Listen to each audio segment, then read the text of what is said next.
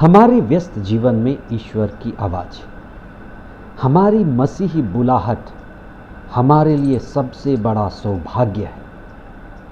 और जब हम इस बुलाहट को समझते हैं तो हम इसकी ऊंचाई को पा सकते हैं।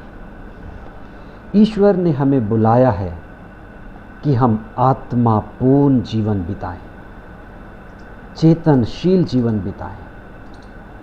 और जब हम आत्मापूर्ण और चेतनशील जीवन बिताते हैं तब हम आनंदित जीवन बिताते हैं। आज का सुसमाचार कहता है कि ईश्वर ने सबों को बुलाया है एक मसीही चेतनशील आनंदित जीवन जीने के लिए, लेकिन कुछ ही योग्य हैं और कई अयोग्य हैं। आज हम इस पर विशेष चिंतन करें। 21 अगस्त 2025 20वां सामान्य सप्ताह बृहस्पतिवार। पहला पाठ न्यायकर्ताओं का ग्रंथ अध्याय 11 पद संख्याएं 29 से 39 तक और संत मत्ती का सुसमाचार अध्याय 22 पद संख्याएं 1 से 14 तक। हम प्रतिदिन किसकी संगति में रहते हैं, किसको बराबर सुनते हैं, कौन हमारे साथ होता है, उस व्यक्ति का प्रभाव हमारे जीवन में पड़ता है। इसलिए जब हम आनंदित व्यक्ति के साथ रहते हैं, आत्मापूर्ण व्यक्ति के साथ रहते हैं, जागे हुए व्यक्ति के साथ रहते हैं, तो हम भी जागते हैं और आनंदित होते हैं। इसीलिए संतों की वाणी है, बुद्ध की वाणी है, आनंद मैत्रे। मित्रों, जीवन में आनंद है, लेकिन हमारा इस जीवन में किससे लगाव है, किससे जुड़ाव है, किसके साथ हमारा मिलन है। हम कुछ समय निकालकर इस पर चिंतन करें। हमारे रिश्तों का हमारे व्यवहार में, हमारी छवि में गहरा प्रभाव पड़ता है। आज के सुसमाचार में ईसा ने एक दृष्टांत सुनाया है और दृष्टांत ईश्वर के राज्य का है कि किस तरह से ईश्वर हम सभी मनुष्यों को अपने पुत्र के विवाह भोज में आमंत्रित करता है। ईश्वर हमें अपने राज्य के भोज में आमंत्रित करता है। सभी आमंत्रित हैं ईश्वर की संगति में जीने के लिए, ईश्वर की संगति में होने के लिए और ईश्वर के सानिध्य में जीवन बिताने के लिए। निमंत्रण सभी के लिए है। प्रभु यीशु को स्वीकार करके बपतिस्मा के द्वारा हम इस निमंत्रण को स्वीकार करते हैं। कई इसका उत्तर देते हैं, अच्छी प्रतिक्रिया करते हैं, लेकिन कई उनकी बुलाहट को ठुकरा देते हैं और अपने जीवन में आनंद के बदले दुख और परेशानियों को चुनते हैं। आज के दृष्टांत की सबसे पहली बात यह है कि हम सभी आनंदित होने के लिए बने हैं। We are created for joy and we are not created for tears. ईश्वर ने हमें अपने प्रतिरूप बनाया है और हमारा मसीही जीवन जिसमें हम ईश्वर के साथ जुड़ सकते हैं, उसी के द्वारा हमें परम आनंद मिलता है।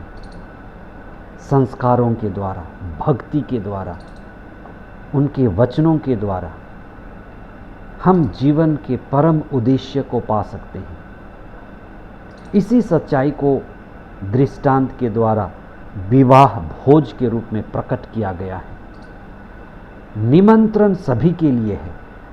ईश्वर चाहता है कि हम उसके राज्य के नागरिक बने।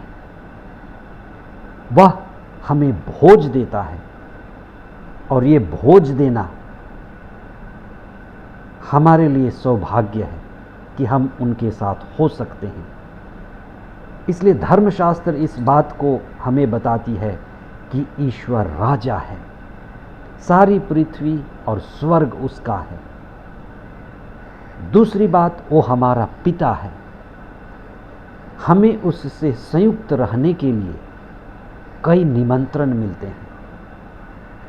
हम ईश्वर के इस रिश्ते को कितनी अहमियत देते हैं। जो भी व्यक्ति ईश्वर के इस रिश्ते को समझता है, रिश्ते पर अपना सब कुछ निवेश करता है, प्रभु के लिए समय निकालता है, प्रभु के वचन को पढ़ता है, उस पर चिंतन करता है, तो हम कितनी प्रार्थना को अहमियत देते हैं। ईश्वर के वचन को पढ़ने, समझने और उस पर ध्यान और भक्ति के लिए कितना समय निकालते हैं। ईश्वर के साथ जितना हमारा मजबूत रिश्ता होगा, परिवार के साथ, समुदाय के साथ, समाज के साथ भी हमारा उतना ही मजबूत और अच्छा रिश्ता होगा। ईश्वर से जुड़कर हम दूसरे सभी के साथ मधुर रिश्ता बना सकते हैं। इसलिए आज आप इस पर चिंतन करें। बहुत सारे लोग ईश्वर के इस बुलाहट को शुरू में स्वीकार करते हैं, लेकिन सांसारिकता में व्यस्त हो जाते हैं। किसी ने अपने पशु को प्राथमिकता दे दी, किसी ने अपने शारीरिक रिश्ते, पति पत्नी को अधिक, व्यवसाय को अधिक, और किसी उस चीज़ को जो व्यर्थ है ईश्वर की दृष्टि में और हमारे आत्मिक दृष्टि में नगण्य है। जैसे कई लोग अनुभव करते हैं कि वे लंबे समय तक मोबाइल में लगे रहते हैं, ऐसे काम करते हैं जिसका परिणाम नहीं आता, ऐसे रिश्तों में हैं जो व्यर्थ समय ले लेते हैं। हम इस पर सजग हों, उन लोगों से, उन चीज़ों से, उन बुरी परिस्थितियों से निकलें जहां हम अपना समय, अपनी ऊर्जा, अपना मन व्यर्थ गंवाते हैं। विवाह भोज में एक व्यक्ति मिला जो विवाह का वस्त्र नहीं पहना था। इसका अर्थ क्या है? ईश्वर चाहता है कि हम अपने जीवन को योग्य बनाएं।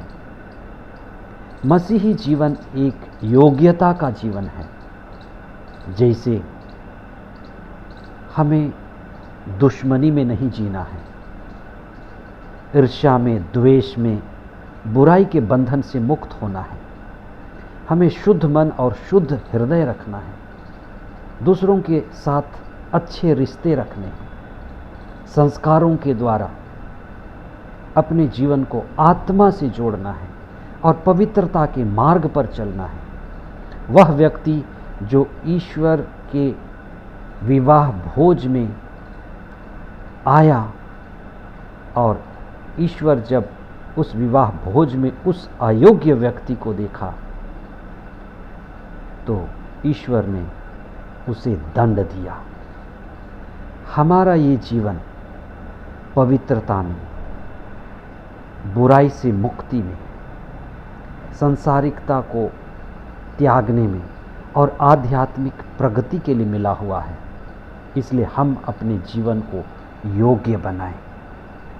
हमें ये जीवन इसलिए मिला हुआ है कि हम इसे सुंदर से सुंदरतम बनाएं, सांसारिकता से आत्मिक मूल्यों की ओर बढ़ें और जीवन में आत्मा की उपस्थिति का अनुभव करें और आनंद का अनुभव करें। हम जिससे भरे हैं उसी को बांटते हैं।